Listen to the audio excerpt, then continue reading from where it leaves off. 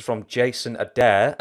He writes, I got a non-wrestling question, and feel free if you've got a non-wrestling question for Don, please feel free to throw one in. Any good surf stories? I have lived my whole life living in Kentucky, and I've always wanted to surf, but probably won't ever get a chance to try it. But I love hearing stories about it. So, any good surfing stories? My God, those are usually days or something. I've seen a lot.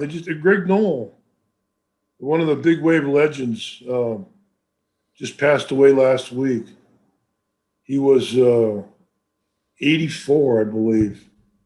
Lived a good life. Had a surfboard company. He's one. He's the guy in all the movies and stuff that had those convict shorts on, the black and white shorts. And you see him in all the.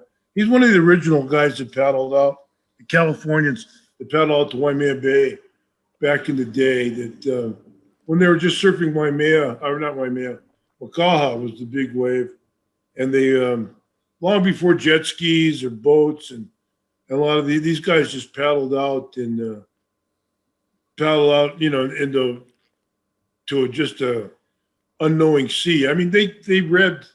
To be in the ocean and stuff, you read directions, the winds, the channel, the currents, the direction of the swell. All those things, play into part more and more as time goes by. Back in those days, those guys were just looking. I guess Ricky Gregg was one of them. He passed away a long time ago, but he was like an oceanographer, a doctor, and he had some. He would have the surf maps, like my friend Jimmy Blears. Lord Blears, he would have the topographical maps, and I highlight the low pressure zones and the wind areas and stuff like that. So as surface, it's that's the old time surfing back here, and now the North Shore is like a parking lot. On the weekend. I'll fill in a couple more then. So you've said to me before, like sometimes it's like life or death. When you go and you don't know if you're going to come back out again. What's the sort of closest you came to a bit of disaster and tallest waves, let's say? Oh, several times. Just getting caught inside. Chasing a big wave and not getting it. And so when you're off, then you look around and there's a bigger wave in back of you coming down right on top of you. Those are the times you'd like to cry, but it wouldn't help. It just says, I'll never, if I get out of this, I'll never come out. I'll never do this again. And I don't know how many times I swore that and how many times I broke that vow. I'll never.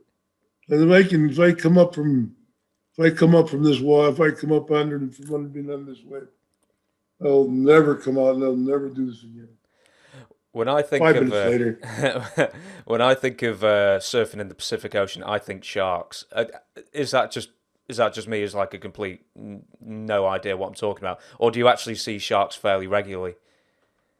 Wow, not about regular, but there's it's not it's their ocean too. It's not like out here on the North Shore in the summertime. Their feeding moves in closer to the shore, to the beach. So they spot occasionally they'll spot a small one or even a tiger coming through near because the hunting ground, their fishing area has been moved in, and things move in. When the winter starts, you have big waves out, pretty much constantly, on a daily basis, 3-4 days, just some big surf and some monstrous surf, and then good surf.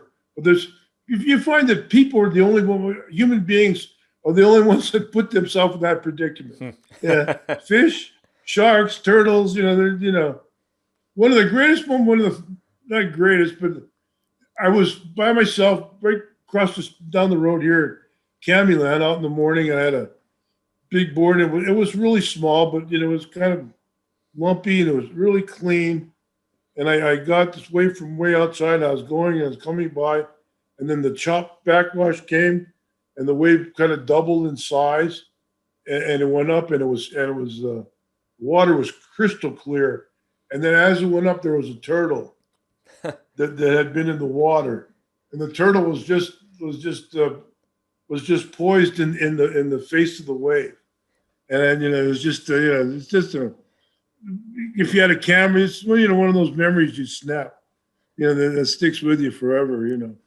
The turtle up like that in full length, just the whole length of the wave, and it wasn't a big wave; it just happened to bounce up at the time. Just the ocean's a great place. With your experience over the decades doing surfing and everything, ecologically speaking, are there just so many more jellyfish than there used to be? Because there are around here. We have from 6 to 9 days after a full moon, and it's normally on the other side of the island where I live on the South Shore, and parts of the west and east as well, and occasionally I suppose out here, but they have the Portuguese man-o-war and the jellyfish lay their eggs. So they have all these egg clusters and man-o-wars and everything else for about 3 days, 3.5, 4 days. After 6 days, they charge it much, 6.5 days after a full moon. So that's if there's an increase or something, I don't know. They just never seem to go away, and there's so many of them. God. Are there more over the decades than there used to be in the 60s? And I don't know. First time I really came across them was up in Malibu, up in Southern California, when I was going to college out there, and they'd be jellyfish all over the place. And then as I went up the coast and moved to Santa Cruz and all along the West Coast, there were lots of jellyfish. So whether there's more or less, no, I don't know.